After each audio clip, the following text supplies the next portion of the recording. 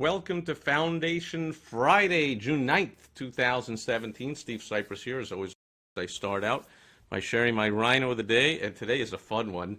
I don't remember where I got this, but it's the Rhino candle. Now, here's the deal. The seller of this is very clever and might have seen me coming because there's really nothing about this candle inherently that makes it a Rhino candle. I mean, it's got some kind of an African motif to it, for sure, and I'm not good at smell, but I'm sure my beautiful wife Michelle would tell me what kind of smell this has. And I guess, and it's just got a a pin, a golden colored, aluminum or whatever cheap tin pin you can get for a nickel of a Rhino put onto a candle. So it's a Rhino candle, and I'm guessing, I don't remember where I got this, but the store might have had also what the heck, a monkey candle, an elephant candle, a giraffe candle, or whatever, but the Rhino candle, again, they must have seen me coming. I'm like, gotta have it. So could I have just simply taken a candle and taken one of the many, many pins I have? I used to give these away to my salespeople in my door-to-door sales days. I would award them with Rhino pins when they reached certain levels in the business, and could have just stuck a pin into the candle myself, but no. Of course, I had to buy the Rhino candle. Okay, let's get to today's Foundation Friday, and this, unfortunately, is all too common among people that are starting up in business for the first time or doing sales in the first time. And, boy, it's been a long time for me, but I'll bet I went through all the same things, like lack of self-confidence and just lack of a plan and unsure what to do. And this person would send me Facebook messages from time to time, and I would respond and say, like, well, what does your mentor say?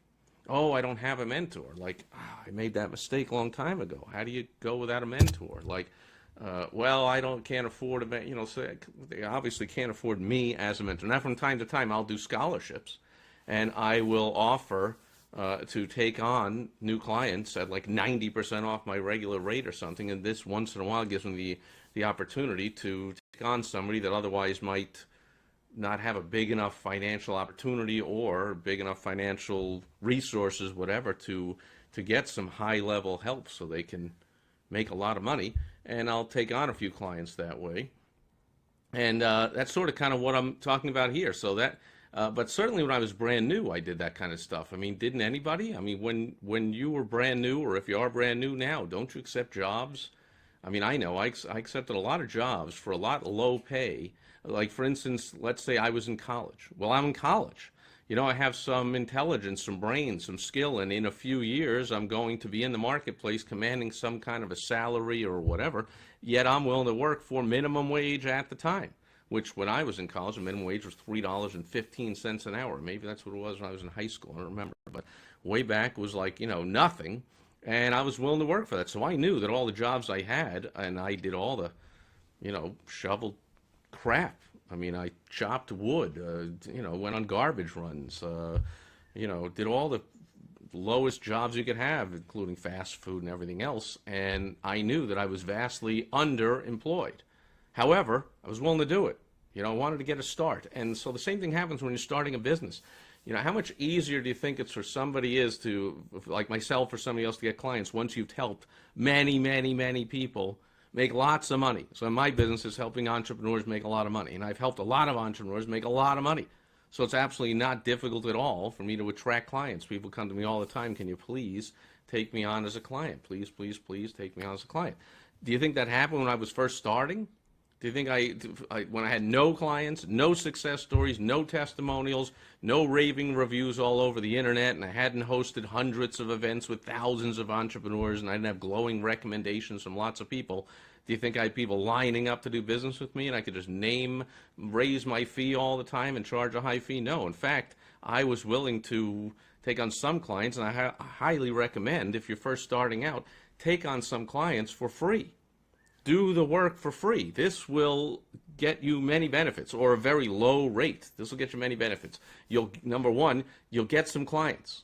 So you'll be able to start doing some work. This will lead down the road to the testimonials, the referrals, the case studies when you can be successful. Number two, it'll help you to deliver better value, because things will come up with these clients, and things that you thought you were going to teach them or ways you thought you were going to help them might change, and you're going to get better at delivering your product or service, which will allow you then to charge for it later on. But when you're first starting out, just like when you're starting out with a first job, you'll do it for minimum wage. I did internships when I was in school. Same thing. Wouldn't you do an internship? I wanted to go into one of the first careers I wanted to go into was sports broadcasting. So I, did the play-by-play of the teams at my local college, and I volunteered. I ended up running the college radio station, and I then took an internship with a big radio station in Boston where I was going to college, and the Friday night newsroom internship was available from 6 to midnight or whatever, because what college kid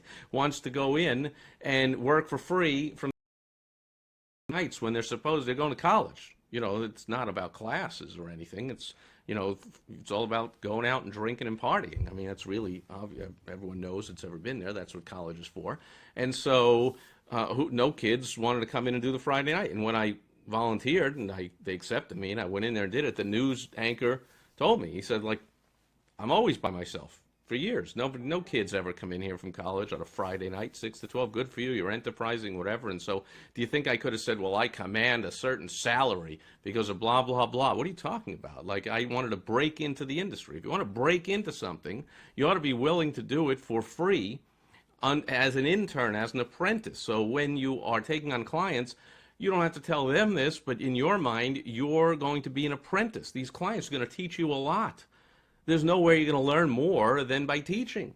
So if you take on somebody to teach them something, you're going to learn a lot about what questions they ask, or how to teach it better, what things to leave out next time, what things to concentrate more on. You're going to learn a lot just by taking on clients. You're also going to learn a lot about when they say yes and when they say no to becoming a client or to giving a referral. What are you going to learn a lot by taking on a client, and you're going to start to get testimonials, feedback, good or bad. So it might end, if it's good, you can post it online and post videos and reviews, and, that's great. If it's bad, then, take it with a grain of salt and go, thanks for the feedback, and let me fix whatever's going on here. So a lot to be gained from taking on clients to get a start, and the key to being able to raise your fees and charge more and charge what you think you deserve, what you're worth, the key is always deal flow.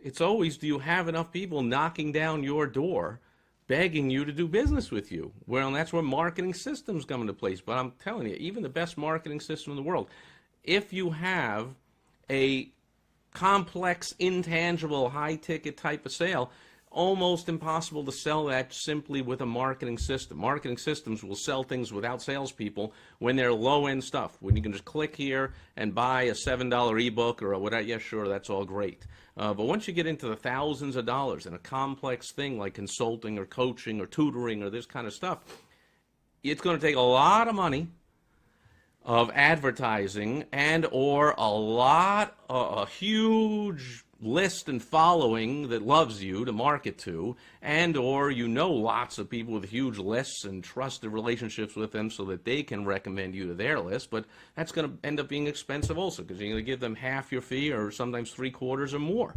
because they know you can't get clients without them, and they deserve 80-90% of it, and you should be happy taking 10%. So it brings me back to saying, whatever you think your going rate is, you should be happy taking 10% of that to get a start and to get a client, get your foot in the door and get your business going. So here's the deal. This person came to me and said, they had no mentor, and, I can't afford you, and, blah, blah, blah. Well, I enrolled them into my course, the Wow Strategy online course, which really is only for my clients. It teaches the basics of effective marketing for entrepreneurs and business owners, and it works. You go through the course and your whole mindset and your whole skill set change, and you can start to attract the ideal clients that you want, have them give you money.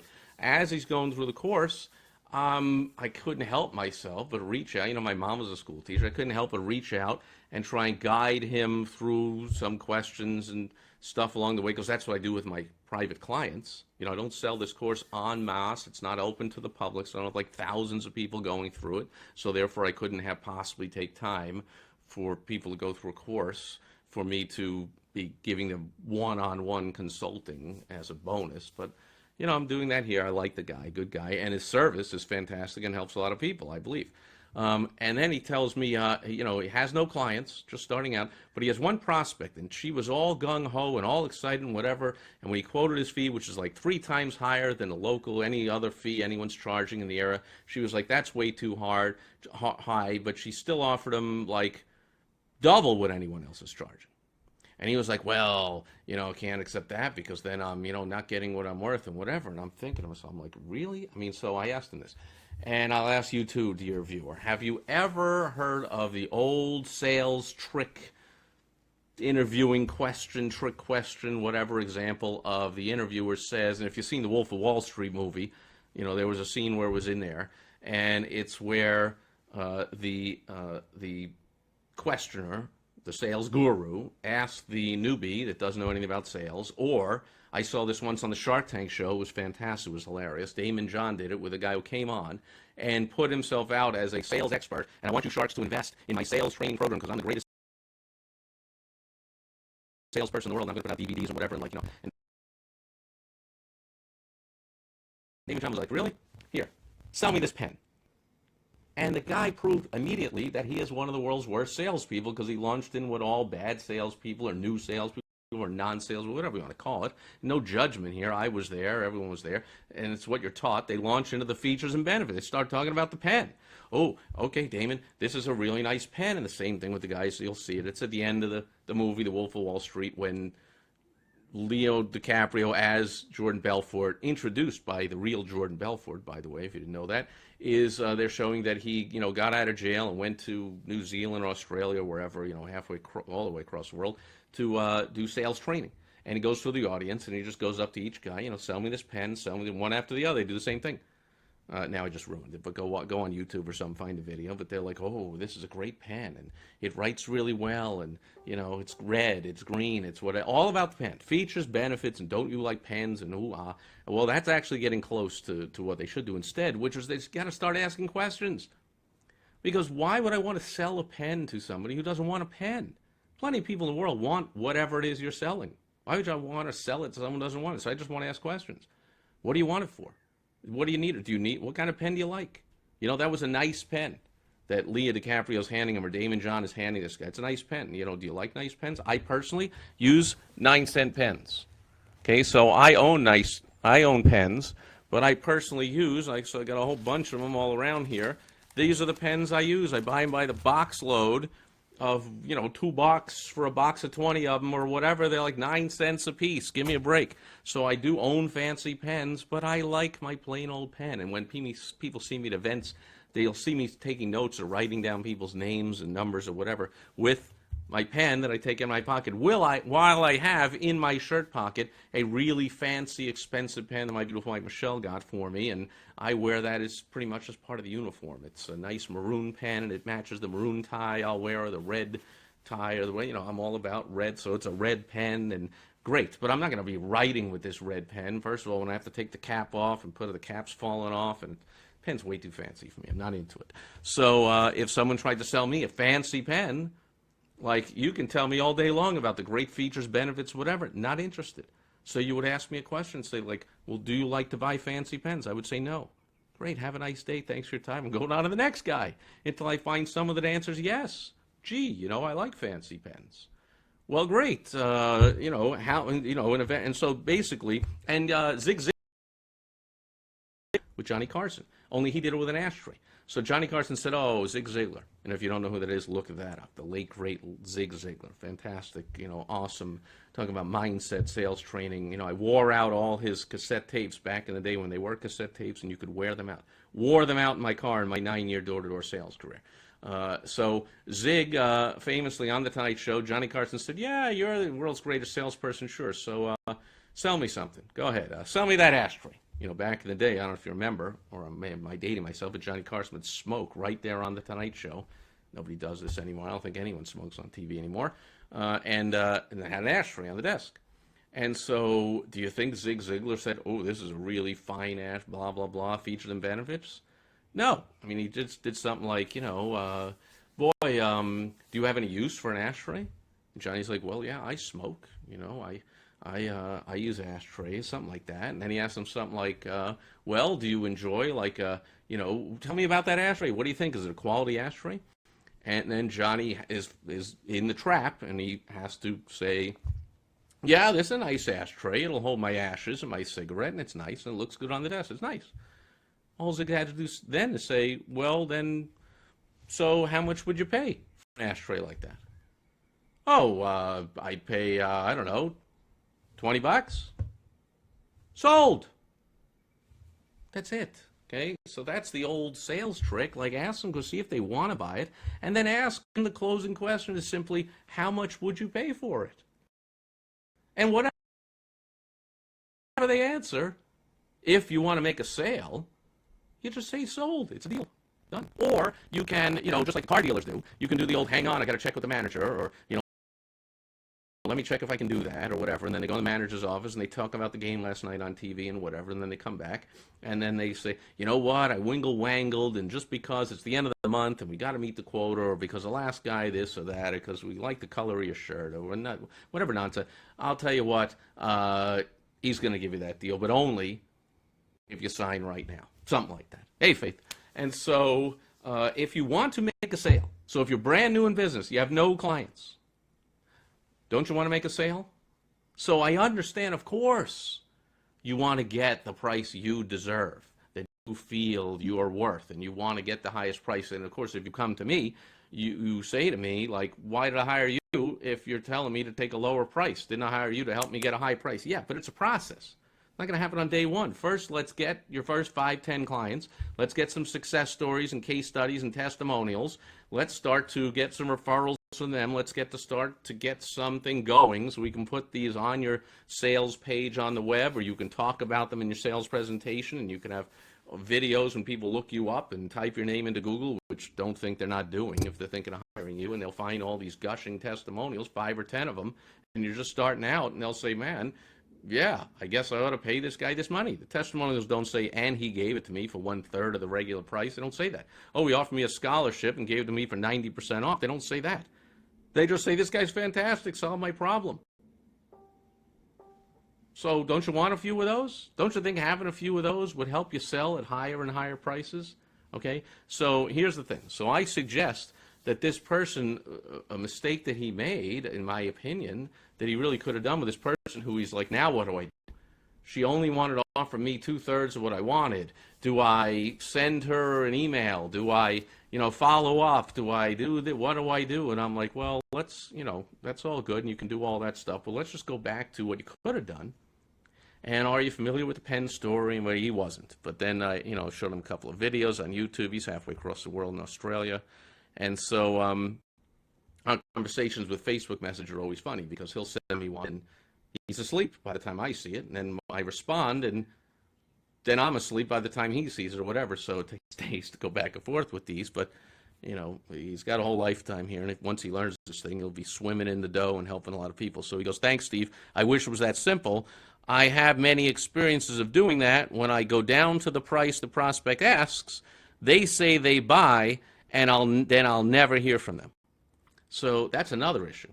That's where you're not really getting to the truth. You're not getting to the agreement. If the person says, oh, well, that price is way too high, but I would offer you such and such, well, then you could do this, like I said, in this car dealer example of like, hang on, if I can, I'll go to the car dealer, but I'll go to bat for you. But if I can get this deal and come back, do we have a deal? Like, let's get some agreement that if I can do this. Otherwise, they just saw you cave. They'll want to get you to cave some more.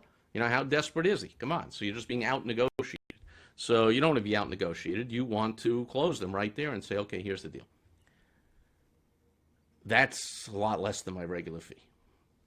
But I'm new in this area, or I'm new teaching this particular, because it's my first time teaching this particular course, this particular subject, or I really I want to, this is my anniversary month and I want to do something nice for somebody, or there must be a reason that you want to help somebody, or you're just brand new and you're just starting out and you could use a client. So I'll tell you what, I will work for less than I'm worth, but here's the deal. Once I'm done, I'll accept that price with the deal that you agree that when we're done, you will give me your feedback in a recorded video. Can be good or bad. And if it's good, you'll allow me to post that all over the internet and use that in my marketing. And if it's bad, I'll just keep it privately and I'll get the feedback. But you agree you will give me a full feedback. You'll go through the entire training. You won't quit halfway through just because I'm giving to you for all this, half price or whatever. You'll go through the whole thing, treat it as if you pay the regular fee, and then you will give me your honest feedback. And if you do that, then I'll agree to take your lowest price. Do we have a deal? Let them just tell you if they have a deal or not. Okay, so in other words, let them name the price. So, when he then immediately goes down to the price, well then, you never hear from him because they're like, what's wrong? Is he that desperate? Is he that bad? Is he whatever? And so this conclusion, unfortunately, which is the point of today's Foundation Friday, is he says, now he concludes wrongly. His conclusion is so wrong and it's so sad. I just responded, sorry you believe all that nonsense, because his three-part conclusion was, that's a sign, the fact that he says okay and then they disappear and he never hears from them. He claims that that's a sign that, one, I lack leadership. Okay, no, it's not. Number two, that I don't believe in the value of my product. And number three, that I was trying to overcharge them. No, none of the above. It's not a sign that you lack leadership. What does that mean? I mean, this is his own. He's projecting his own beliefs. He wakes up in the morning and goes, gee, I don't have a mentor. I don't have leadership. I don't really believe in the value of my product. I'm trying to overcharge you. This is all in your own head. So clear all that crap out of your head. That's all BS. That's all crap. I assure you, your prospect thinks none of that. We all buy stuff every day. You ever walk into the store, you look at something, you go in a clothing store, and you go, wow, that's a nice shirt. And then you turn the price tag, you look at the price, you go, holy crap, it's how much? What? I remember looking at Hawaiian shirts in stores, and sometimes they're like $129 or something. I'm like, 100 for a shirt? 100? I remember my beautiful wife Michelle looking at me going, you haven't been shopping in a while, have you? That's how much for a real Tommy Bahama, real shirt. Well, I'm like, don't be ridiculous. I'm thinking it's $15 or something. But did I think, oh, Tommy Bahama must lack leadership because he has a high price? Or if I went to the manager and I said, $129, I'll tell you what, I will pay you $90 right now for the shirt. And if he said, okay, I'll take that, would I say, oh, well, I'm not buying it because I believe you lack leadership? No one would ever think that if you just because you're low. Second thing, I wouldn't say, well, then you must not believe in the value of your product. I would go like, well, of course, the retail is 3 times markup. So you're still making money on that shirt, even if you give it to me for 30% off. I know the deal. But I certainly wouldn't think, oh, you don't believe in the value of the shirt. And then the third thing is, he believes that means he was trying to overcharge them. I don't think you were trying to overcharge me. That's the regular price. I just think you gave me a deal. So anyway, you got to clear all this bogus crap out of your mindset and replace it with the mindset of, hey, you know what? I got something that can really help. And right now, people aren't buying from me because when they look me up on Google, there's nobody singing my praises. There's nobody that they can ask. There's no testimonials or case studies on my website or anywhere they can see. So I'm brand new. And when I'm brand new, I'm willing to work as an intern. I'm willing to work for free. I will certainly take 2/3, double, 2/3 of the fee I wanted in this case, double the fee, he said, of anybody else in his area offering something similar. And he wouldn't take that to get a client? I mean, do that 10 times and get 10 clients, and then let's put a marketing system together, and you can raise your prices. You'll never have to think again, but you'll always remember, that's how I got started. I got started by being willing to work for free or for next to nothing, but I got some clients on board. Okay, so if you're launching a new product or service, and you're breaking into a new area, or you're just new in business, period. There's many reasons. When you're new, you ought to be willing to work for less. So that doesn't mean that, gee, you stink at anything or what, blah, blah, blah. It means let's get some clients under your belt. And so he says, gee, it might work well for selling a pen, but not for an ongoing service where I'm helping somebody. So it's a coaching, consulting type of thing, right? I will immediately lose authority and trust if I do that. Yeah, if you do it wrong, but not if you do it right. Not if you say, look, I'm willing to do it for this reason. Okay, so when I offer scholarships and let people become my client for like 80 or 90% off or something ridiculous, I take a fee of I give them an entire year's worth of consulting and help for like 1 month, my regular fee. I do something ridiculous like that once in a while. Do you think that means I lose authority and trust with them? It's pretty much the opposite in my experience. They're so thankful. they're following through, they're taking action, and they're getting fantastic results. And it's another great success story, and another fantastic results for me. And I also just love helping people. I'm at a point in my career where I can do that. So if you're in a point in your career when you can take people on for less than your going rate, is either when you're first getting started and you need some clients, or you help so many people and things are fine and you can work when you want, where you want, with whom you want, like the position I'm in, and I can say I can take on a few clients at a scholarship rate and give them 90 or 80% off. It's not going to affect my lifestyle at all. I'm going to be able to, I feel like helping some people this month. Let's just do it, okay? Anyway, that's it for Foundation Friday. If you are just starting out, I hope this helps you with your mindset. It's got to do with marketing. It's certainly got to do with sales.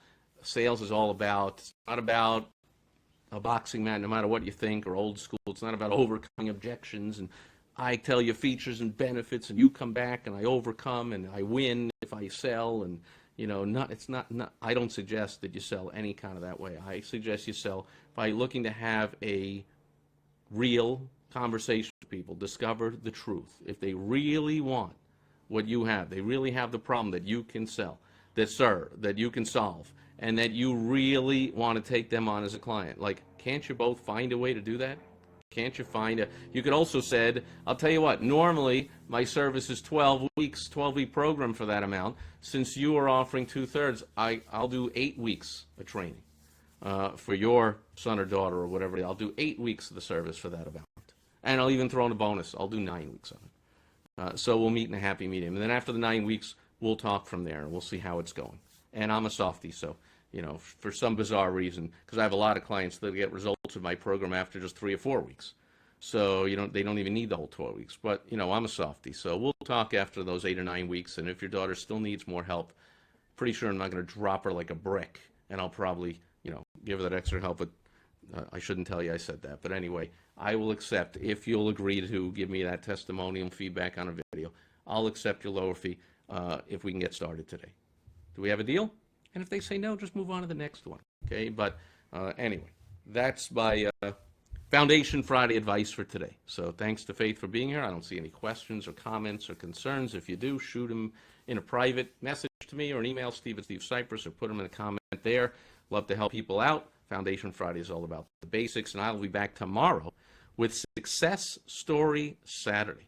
A situation of a successful entrepreneur, story about a successful entrepreneur that you hopefully can learn and benefit from. And isn't that what we are all about? Is constantly growing, getting better, and improving so we can help ourselves